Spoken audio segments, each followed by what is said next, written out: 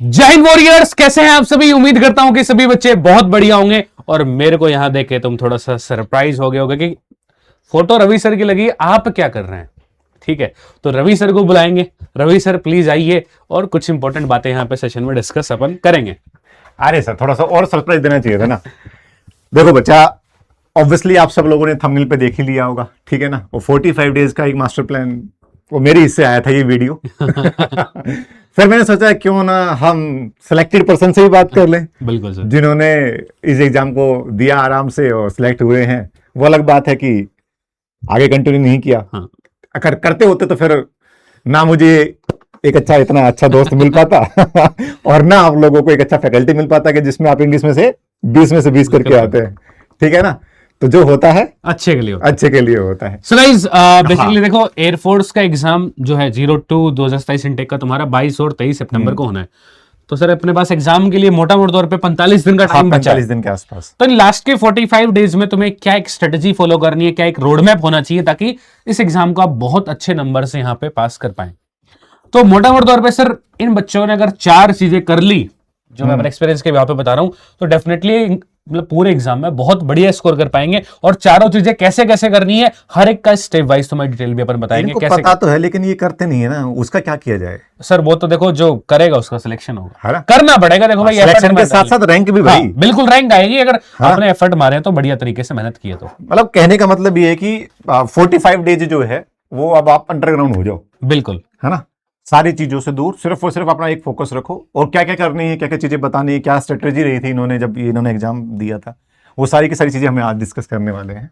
तो गाइस, जो मैंने 4 चीजों की बात की, वो 4 चीजें हैं आपके पास में। ये देखो, सिलेबस, इंपॉर्टेंट टॉपिक, प्रैक्टिस और स्मार्ट मॉक। इन सबसे क्या क्या मतलब है सर। पहली चीज तो कई बार बच्चा क्या करता है, सिलेबस अपना कंप्लीट नहीं करता कि सर मैं तो अभी मैं पूरा कंप्लीट करने जाऊंगा, फिर सर मेरे को टाइम मिलेगा नहीं मिलेगा, अभी एग्जाम है।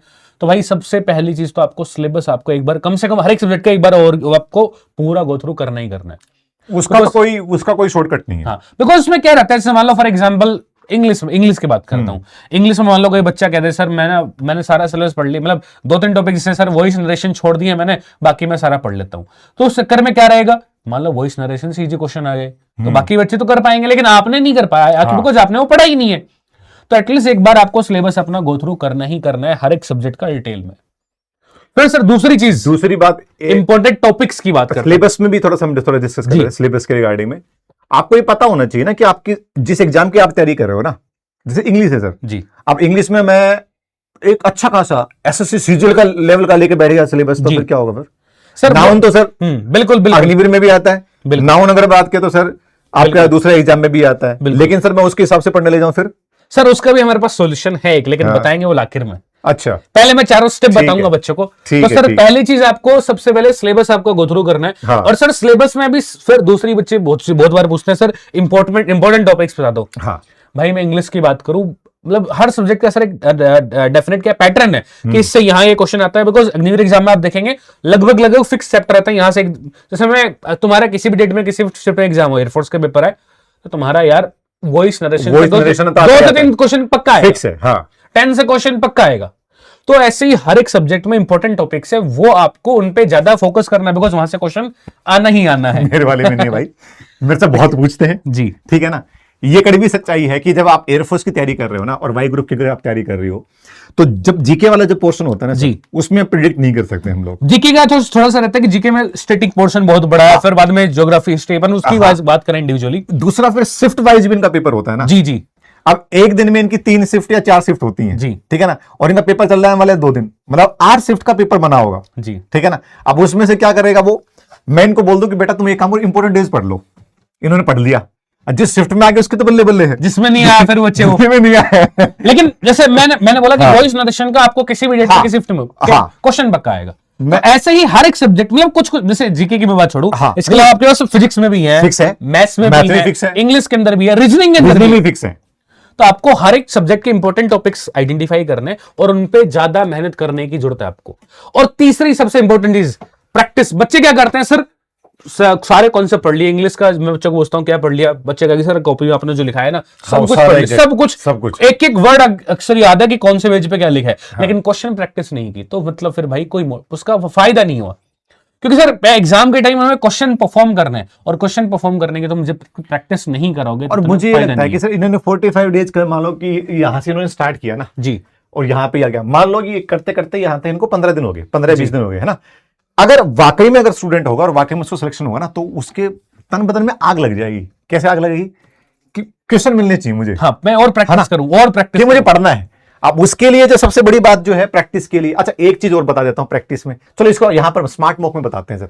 और सर प्रैक्टिस की जहां तक बात है, बच्चे प्रैक्टिस के लिए घबराना मत, उसके लिए भी हमारे पास एक बहुत बेहतर सॉल्यूशन है। हर एक चीज के लिए मैं आगे बताने वाला हूं एक परमानेंट सॉल्यूशन, मतलब मैं चारों स्टेप बता रहा हूं, और चारों स्टेप को इंप्लीमेंट कैसे करना है उसका तरीका बताएंगे। तो आपको हर एक सब्जेक्ट वाइज, हर एक टॉपिक वाइज प्रैक्टिस करनी जरूरी है, ताकि क्वेश्चन आप एग्जाम में परफॉर्म जैसे करने आपको आइडिया लग जाए। और चौथी चीज में लिखी है मॉक नहीं, स्मार्ट मॉक। हाँ, स्मार्ट मॉक। स्मार्ट मॉक का रीजन क्या है सर? बच्चे से मान लो एग्जाम के टाइम मॉक जरूर लगाते हैं, हाँ।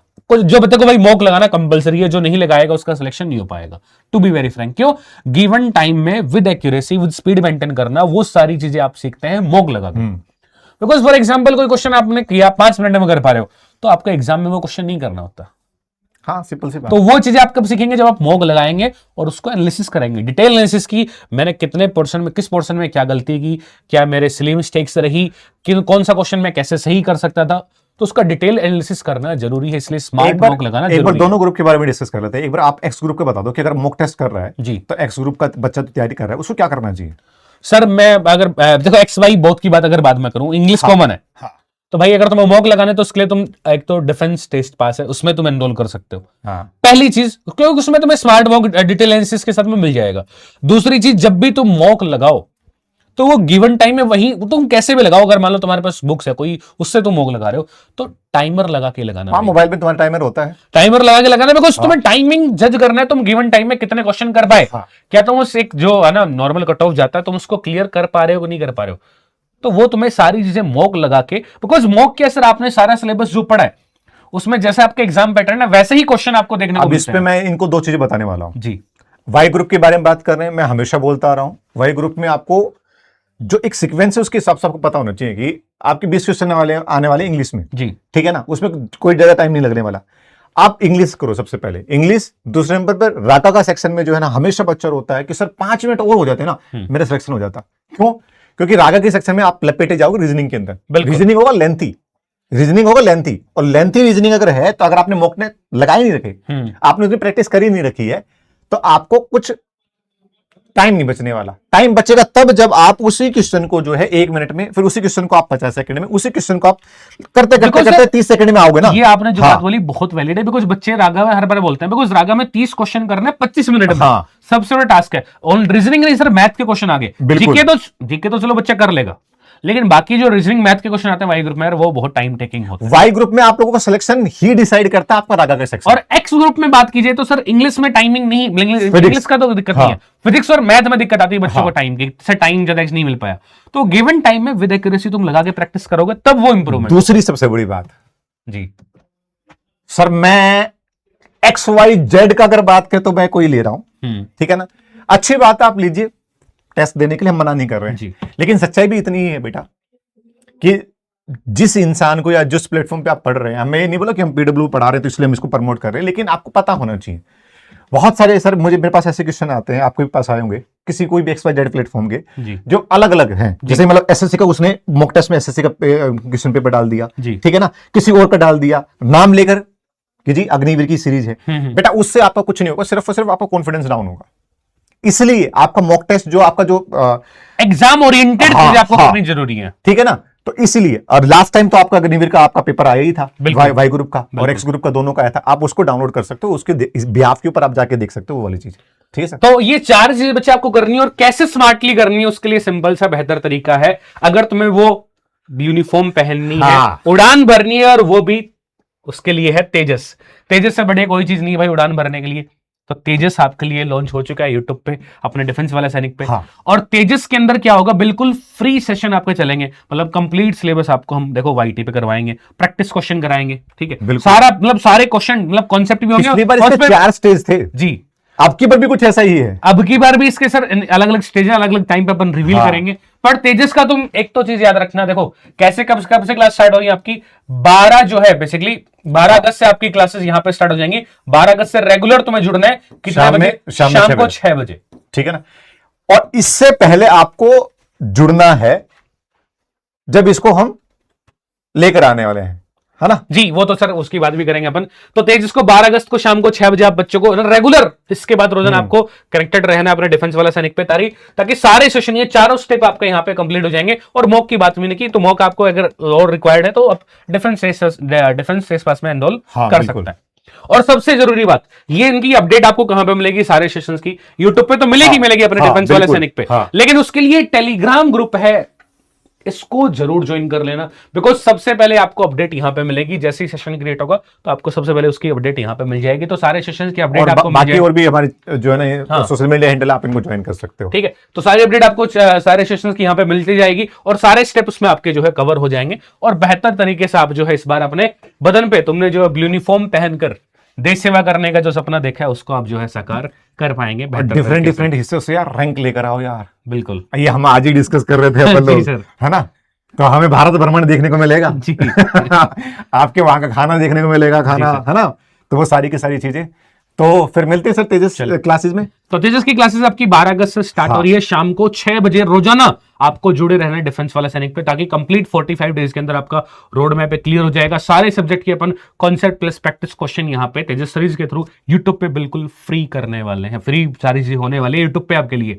और टेलीग्राम पे जरूर जुड़े रहना ताकि सारे सेशन की अपडेट आपको मिली रहे, ठीक है। तो चलिए फिर सर इस सेशन को रखते हैं यहीं तक। चलिए अपना ख्याल रखिए सब लोग। मिलते हैं आपसे सेशंस में। जय हिंद।